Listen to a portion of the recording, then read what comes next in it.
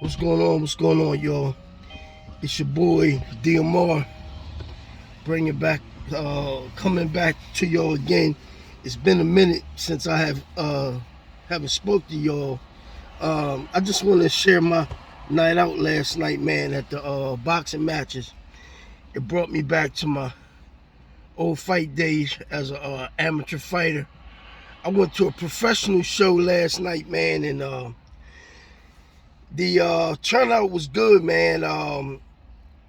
I might put something on my page later. Just show the knockout. Two girls was fighting, and you know, some of these females, man. Well, not females, but some people shouldn't be fighting. You know, it was evident that the girl, second to the last fight, she didn't have no skills, man. The girl lasted 44 minutes, and she got knocked out. But the show was for my amateur coach, Nick Tiberi in Delaware. I think if I'm correct, his nephew passed away. His name was Mikey Tiberi or Mike Tiberi or something like that. He had passed away. So I showed I went to show my respects to my coach, my former boxing coach, Nick Tiberi. It was a good show, nice fights that they had on there. Mainly undercard fights, which underweight fights, not heavyweight, but they was up to super middleweight and like lightweight welterweights. Nice like fighters though. Nice fights.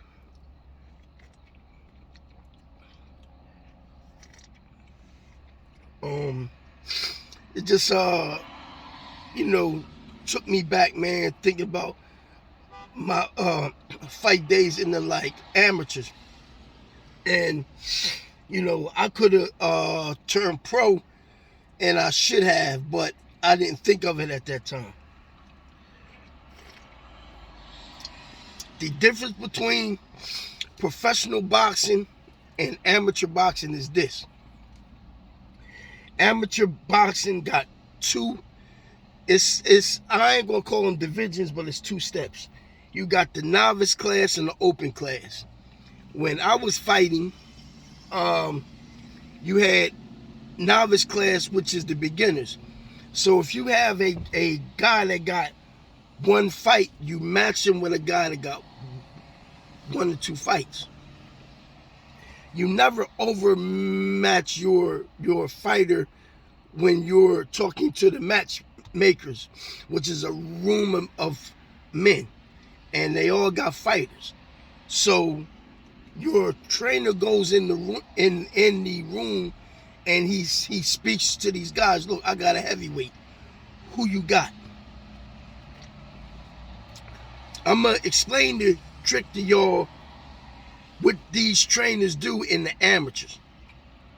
This is what they do in the amateur in the ABF, Amateur Boxing Federation. Not so much, but I'm just saying in the amateur circuit. What they say is this: I got a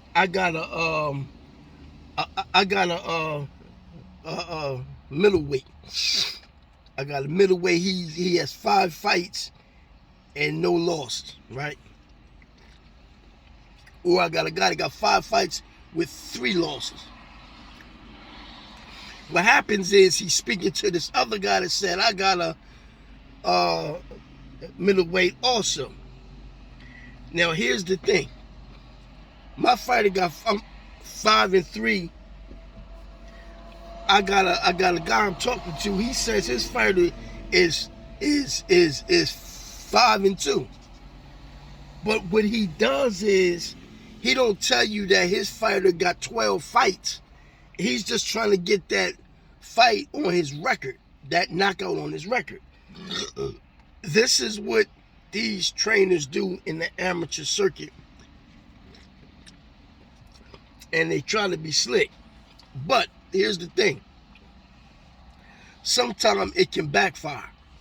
The guy that got the 12 fights can think the guy that got the 5 fights is a pushover.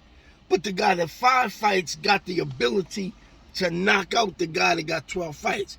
I've seen this happen so many times. I've seen this happen in a lot of amateur fights. And the guy that got 5 fights knock out the guy that got 12 fights, his confidence is gone. So he knows he can compete on a higher level.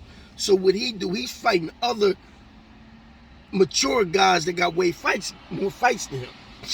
Now, the amateur circuit got 2 things. They got 2 sets. They got novice and they got open class.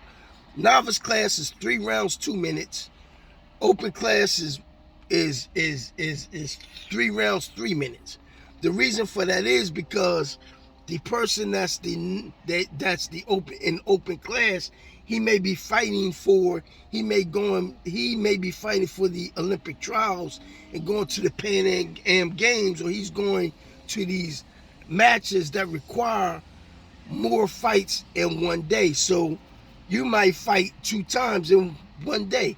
You may have a bout in the morning and you may have a bout in the afternoon. You may have a bout in the morning, you may have a bout in the evening. So it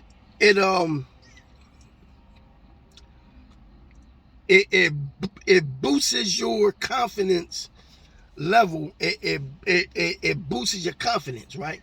So in the amateur circuit, it's 3 rounds only. You got to get everything off in them 3 rounds. You got to get all so you become a boxer puncher. The pace in boxing, in amateur boxing, is much more faster than the pros. Professionals got longer rounds, and they got 3 minutes, which is the women boxing of 3 rounds, 2 minutes, which I think is unfair, because the females need to put that extra minute in there to show that they're that durable. But I'm not going to say anything smart about that. But what I'm saying is this. The amateur, you got to get everything off. So when you're fighting amateur, you're fighting amateur, you are getting everything off in 3 rounds. So you got to get everything off in 3 rounds. So that means that you got to do more sprints when you're training for your amateur fight, and you have to spar, as I say, like a professional.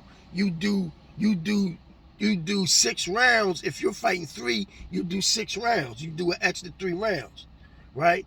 If you're fighting professional, which I will get to that, my thing is, always stay in your training limit, right? Because the most that I ever sparred was 12 rounds. And I sparred 12 rounds against different fighters. I sparred 3 rounds against a short fighter. I sparred 3 rounds against a mid-sized fighter.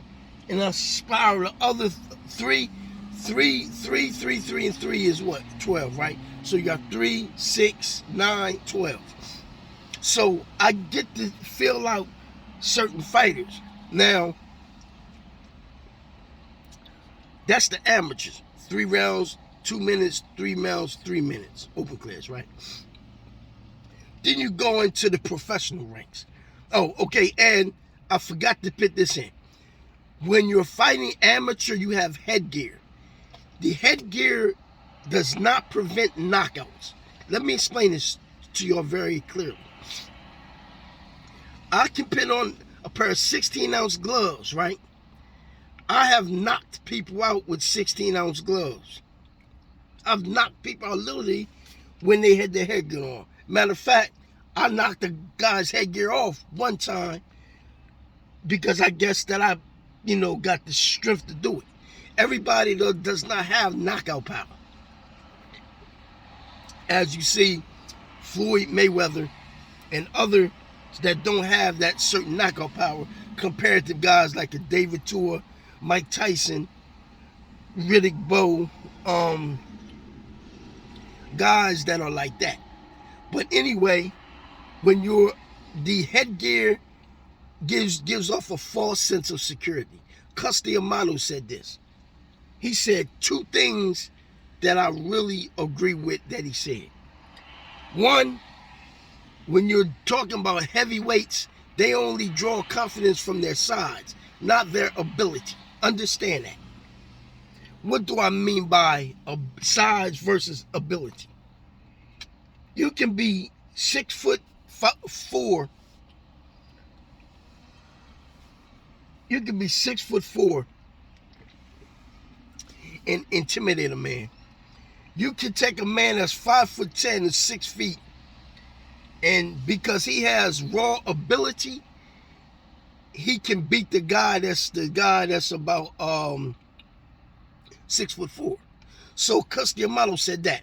The second thing Cus D'Amato said is this, and it's a lot of things that he said that I pay attention to, and this is why Mike Tyson will go down as one of the greatest heavyweights ever. Before Buster Douglas. I want y'all to understand that. Before Buster Douglas. And I'm sharing this little boxing history with y'all because I want y'all to understand boxing. It's called the Sweet Science, okay? And it's a sweet science for a reason, because the art of boxing is not getting hit. You're going to get hit, but hit and don't get hit, because you will sustain so much damage physically by you getting hit in your head, in your body, okay? Now, where I stop at? Okay, so Cus D'Amato said this. Headgear gives off the false sense of security, meaning what? You think that you can't get knocked out with that headgear. If I don't have headgear, you get headgear, I can see better the punches coming. When you got that headgear on, you can't see punches coming as clear. 1. 2, the headgear prevents cuts. That's why people wear headgear, okay? When you get cut with that leather, especially if you dry, it will cut your skin like you taking a knife, right, pulling thread, holding the thread, right, and taking it and cutting it. That's how you, right, cut your skin, okay? 2, when you get punched in your face, your eye, without headgear, can get punched and you can have a black eye or a big eye. With a headgear, that's hard to happen because that padding blocks your face, okay? Those are two things that Cus D'Amato said, and if you think that I'm lying, look it up for yourself. All right, now, on to the professional ranks. I never fought professional. I sparred a lot of professionals in practice. I've never did competitions in pro boxing. I've only did competitions in amateur boxing, which I had to get everything off in 3 rounds in 2 minutes, right? Professional boxing is this. You got 4 rounds, 6 rounds, 8 rounds, and 12 rounds, and you had 15 rounds. 15 rounds was back when the last 15-round scheduled fight was when Mike Tyson fought Tyrell Biggs in Atlantic City, New Jersey at the Trump Convention Center. And that was on HBO. The fight didn't go that long, but they were scheduled to go 15 rounds. Tyson stopped him in the 7th round.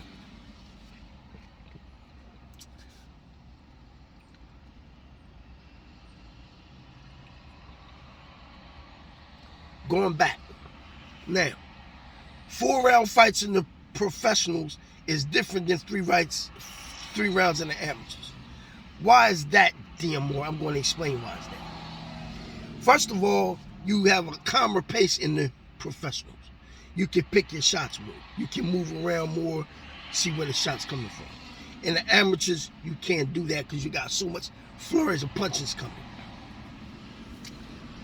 2,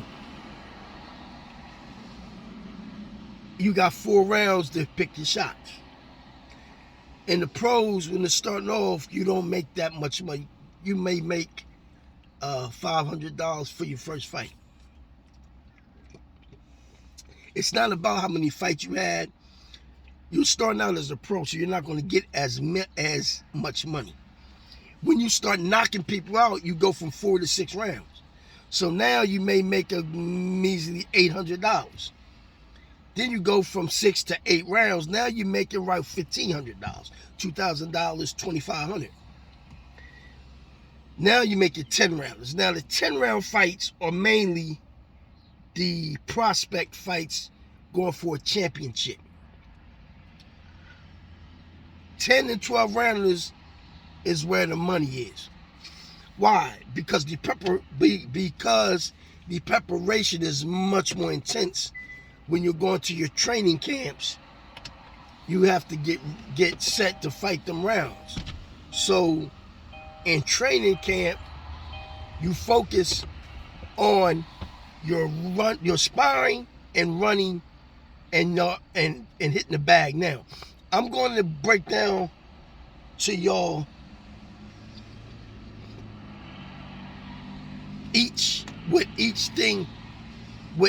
why each thing is so important. Okay. 1, the heavy bag. I want to make this very clear. When you're punching a heavy bag, the heavy bag is not designed to hit you back. That's not what it's for. It's for you to develop your punching power and your form.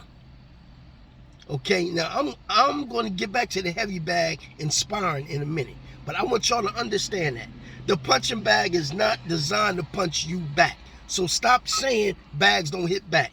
That's that old saying Bruce Lee said back in Enter the Dragon, boards don't hit back. And Bruce Lee had, that was true. But the design of you breaking the board was to see to make your strike stronger. It wasn't saying that because you broke a board that the guy can't fight, but that's a whole other discussion. Second of all, okay, the heavy bag builds up your punching power and your form. Number 2, the speed bag. Now the speed bag doesn't have no significance. The speed bag is only to build up your timing, understanding the punch. As I'm hitting the speed bag, I'm working on my timing. That's what it's for. The speed bag is for timing, not for speed, it's for timing. 3, the kangaroo bag is that bag that got the 2 strings up top and the bottom, and the ball sits in the middle. The kangaroo bag bounces like this. The kangaroo bag had been developed for you to move as you're throwing a punch and you moving. Just like Tyson got that thing, that ball hanging from the ceiling. It's a reason that he was doing that. He was timing a left lead jab. He was timing to get around that jab. Okay, now the kangaroo bag is a good bag for moving your head, moving your body. You know, timing punches coming. You know, timing punches.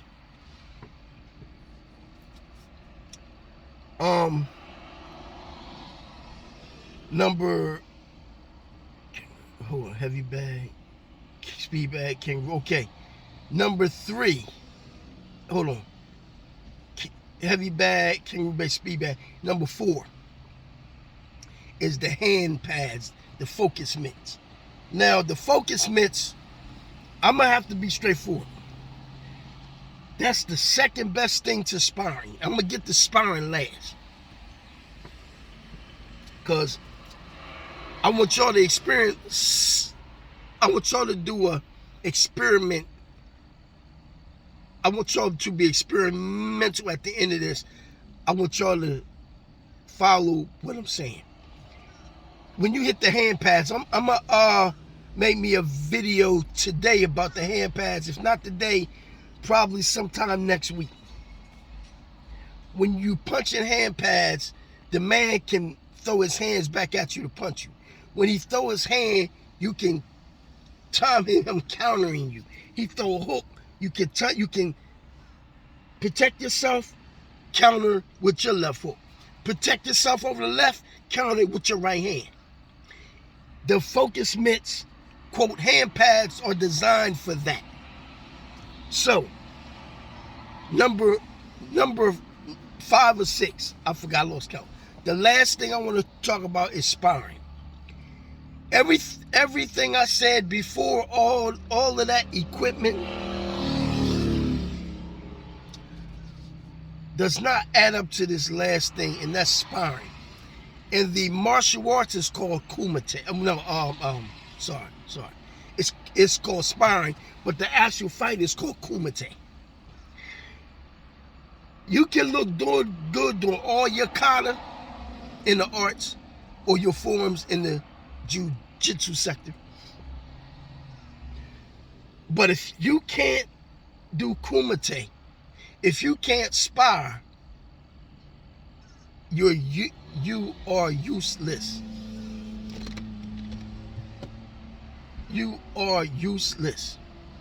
The reason why I say that, why do I say that? Sparring prepares you for war in the ring when it's showtime. What do I mean? What do you mean, DMR? This is what I mean. If I look good on that bag and I don't look good in sparring, don't even step out in the square jungle. I'm sorry, y'all. I fucking stuttered. Don't step in the square jungle when it comes time for showtime, because you're going to be embarrassed. The girl last night, I will share that knockout on my channel. The girl last night, she had no business being in that ring. That girl was from Ecuador. She got her ass whipped. She lasted 44 seconds or minutes. I don't know what it was. 44 minutes, and she got knocked out. I'm going to show y'all this and show y'all why I say this. Now, sparring is this. You can practice your counters in sparring. Which meaning, what do I mean by counter punching? Counter punching is when a man throws a punch at my stomach and I maneuver and I throw something to counter what he throws. He throws a hook punch. He throws a right hook. I catch it with my left. I'm going to counter it with what? I'm going to counter. I can't do that. So what do? I got to eat it, counter with my right hand. If he's close enough, I'm going to throw a right uppercut. If he's close enough, I'm going to throw a short right hook. If I can't do it, I'm going to maneuver and I'm going to jab my way out. Jab going backwards my way out so I can get out the way of his like onslaught. You know what I'm saying? So again, sparring, and I'm not going to be that long. Sparring is the main ingredient to everything. And one last thing, those people that come out of shape in the gym, and this is to all my combat, especially boxers / fighters. I can be out of shape now, right? Which I'm not that much out of shape. I am a little bit. Not much. I can go to the gym in 2 months. I can go to the gym in 2 months, spar myself in shape. What do you mean, DMR? Spar myself in shape meaning I can do 3 rounds, 2 or 3 minutes, and I can spar myself back in shape where I can do my running along with that to supplement me getting in shape. But I can spar myself in shape and I can develop my second win and I can be in shape in 2 months and I can spar like 8 rounds or 8 to 10 rounds. I can spar with no problem. With no problem. This is what I'm saying is boxing is the sweet science. I didn't even get into the technical aspect of the certain blows that you throw, and why do you throw these punches. If you throw an uppercut from out here, you're going to get knocked out like Evander Holyfield knocked out Buster Douglas. Y'all remember? Buster threw a right uppercut. Evander went back a little bit, and he went back and he countered with a right hand. Why? Because Buster Douglas didn't feel like fighting that night. He got comfortable. He did something no other man did, knocked out Iron Mike Tyson. He got comfortable, he got fat, and he got his ass whipped. So again, y'all, I'm not going to stay long. I just wanted to share this brief boxing facts with y'all. I am going to share that knockout. It's not going to be that long, but I want y'all to see this girl get knocked out, how this girl was throwing her punches. It's crazy, but that goes to show you, anybody get stuck in that ring. Advice: don't you ever step in a combat arena without knowing the proper basics to get you through. Learn how to throw a left jab if you're a conventional fighter. If you're a southpaw, learn how to throw a jab from the right hand. You gotta understand the certain stances. Southpaw is right hand lead jab. Conventional fighter, left hand lead jab, power hand, right hand. Southpaw power hand is his left hand. The southpaw, you stay outside of his foot, you move to your left, you move into his right. You can knock out a southpaw without even throwing the jab. You can. The main things to beat a southpaw is fake the jab, straight right, overhand right, pivot, left hook, uppercut, right hook, all night long. So, I want y'all to do this after y'all see this video. I want you to get a partner. Train in your boxing basics, right? Find a ring. If you can't find a ring, find a square circumference. Pick cones on each corner, right? As though that's a ring. I want y'all to go spar. Just throw punches at each other. Move around for about a minute. Start off at a minute, then do 2 minutes. Do that for a month, a few times a week, or 1 or 2 or 3 times a week. And I'll guarantee you, you will lose weight. You will lose 20 pounds in 2 weeks. I'm bullshit you not. You gotta try it. That's an experiment. I want y'all to do this because it works.